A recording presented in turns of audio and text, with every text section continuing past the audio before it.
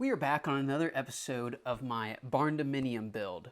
If this is your first time tuning in, let me give you a quick rundown of everything that's happened so far. To start off with, my family bought 5 acres of land. In the first episode, I took you on a walkthrough of everything we've gotten done so far. Mostly my parents have been out here working almost every weekend, getting it ready for us to start building on. They completely fenced in all of the land. That way we can start putting farm life out here. At the start of it, we had about 6 sheep, and now we have around 12 to 14. Built up a nice little barn for them, and they have about 2.5 of the 5 acres of land that we have. And the rest of our land is going to be where our houses go and pretty much the front of the property. First thing we're building on my property is my Barndominium. And when I say Barndominium, I mean more of a glorified shop that's kind of half living space. So to break it down, the building is 30 by 70 feet. Sides are right around 11 feet tall, with the peak being between 15 and 16 feet. Had to do a bit of work beforehand before we were able to lay the foundation of the new house. To start off with, I had to get a plan together of how I wanted my living situation to be built out. It's gonna be a 30 by 30 apartment with about 8-foot ceilings. I'm gonna have 2.5 bathrooms, one of those being a large master bathroom, a laundry room, a kitchen, pretty much all the necessities needed for a 1-bedroom apartment. This was my first time mapping out plumbing before the foundation was laid. A bit of a learning curve, but we got it all worked out and it's working correctly. Got all that laid and the contractor came out and laid the foundation. I have to say it's a much bigger garage and I'm really excited to be moved out here and starting work on some new projects. It didn't take them long to get this thing poured and cut and ready to start building on. Moving on to episode 2 of the Barndominium build, we hired a company to come out and build this pre-manufactured building.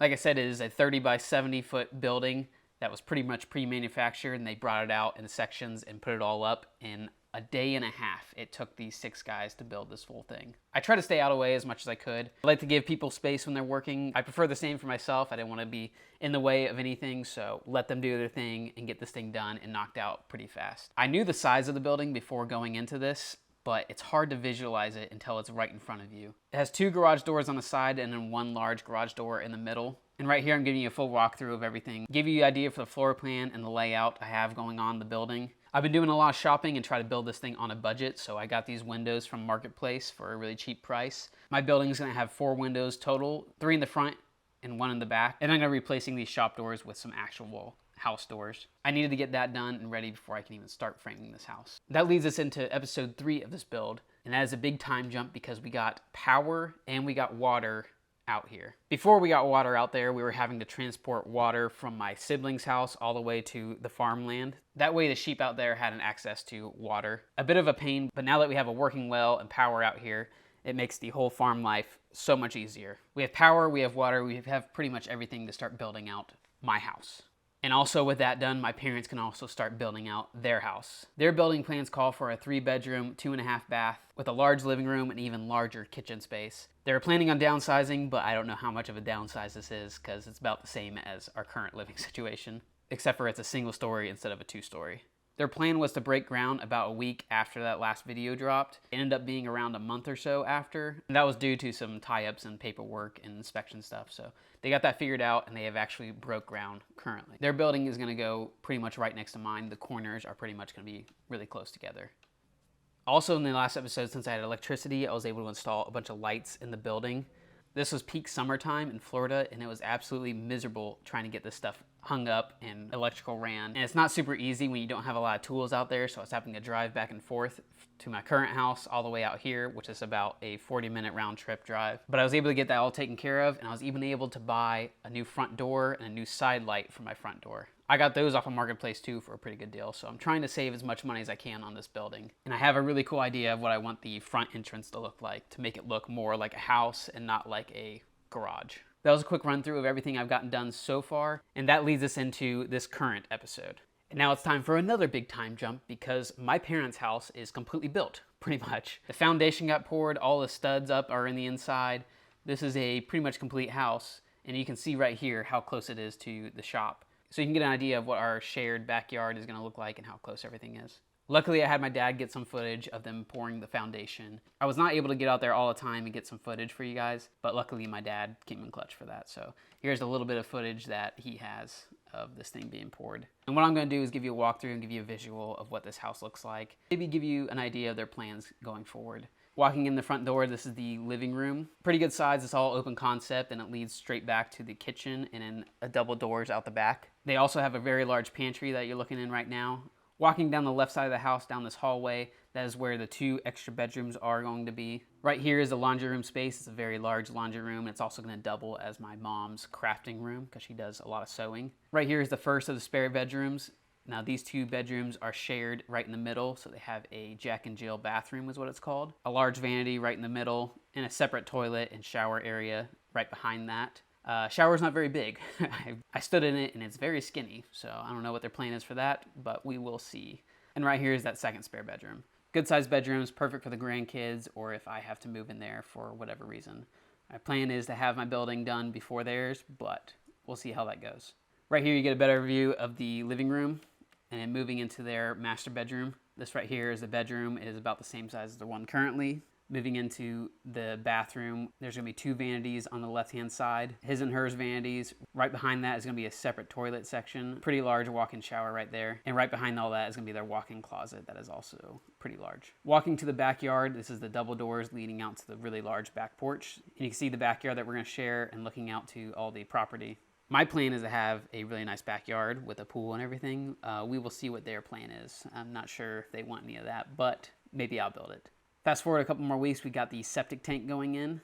Is going right in the front yard, which is pretty normal here down in Florida. I know this looks to be really shallow and looks like it's gonna be sticking out of the ground, but this is actually a couple feet deep and is very normal for Florida. Up north, I know they dig it a lot deeper, but here in Florida, you can't really go too deep because you will start hitting water. After that was done, they had an AC company come in and go ahead and run all the lines for their air conditioning unit. Everything is all run out through the house. The only thing they have left to do is hook up the actual AC unit on the outside. Right now, I believe they're waiting for the inspection to be cleared and done, and then they can start putting insulation in and then start working on the drywall, which I believe people are coming out here in the next few weeks to take care of that. Overall, they have made a lot more progress on the house, but hopefully in this episode I can catch on. They have made a ton of progress in a very little amount of time on the house. Definitely a lot more than I've done, but hopefully I can catch up to them in this episode. And now it's time to move on to my Barndominium and apartment. I still have a bit of work to do in here before I can start framing, and that's gonna be finishing out all the windows in my apartment. I have the window for my living room that I need to install, and also the one for my kitchen. I actually ended up having to buy a brand new window for that because the one I bought from Marketplace was a bit too big for the area, so I had to go buy a little bit smaller one from Lowe's, but not too bad, not too expensive, and I think it looks really good and works really well. I definitely wanted a window in my kitchen. I prefer a lot of natural light, and that is why I also bought a large glass door leading out to my backyard. I ended up having to buy this brand new too because I could not find one on Marketplace anywhere near me for a decent price.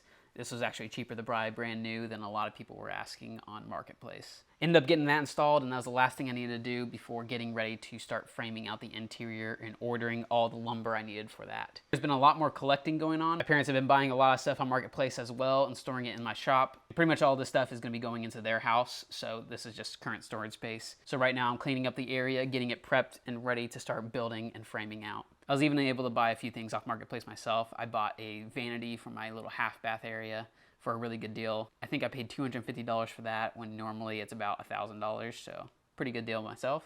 And while I was cleaning, we actually had a sheep get out and I was trying to track it down. Cannot seem to find it, so hopefully we can find that here pretty soon. Hopefully it makes its way back to our property, but we will see. Next up, I got my lumber delivered. The guy was super helpful and was able to load this right into my garage. That way it can stay out of the weather because I wasn't sure how soon I was able to work on this. It ended up being a couple days before I was actually able to start working on the framing. No, I've never done any framing to this scale. The most I've ever done is build a closet section when I worked for my dad up in Indiana. This is gonna be a really big learning curve for me, but I'm really excited to take it on and able to learn a new skill along the way. And that is a big goal for this whole journey. I love learning new skills to see what I'm capable of and see if I can handle a lot of this stuff. I always believe it's good to have a ton of skill set because you never know what you'll need in the future. Jobs come and go all the time. Who knows how long this YouTube thing can work out. Anything and everything can always be changed. So my goal in life is just to keep learning and keep going and keep moving on because you honestly never know. You only live once. This right here is the rear section of my house. This was the easiest to frame, so that's what I started with. So far, it wasn't too bad. I had a couple little mistakes, but it was right in the beginning, so I was able to correct that and fix them. Moving on to the back of my house, got all that framed up.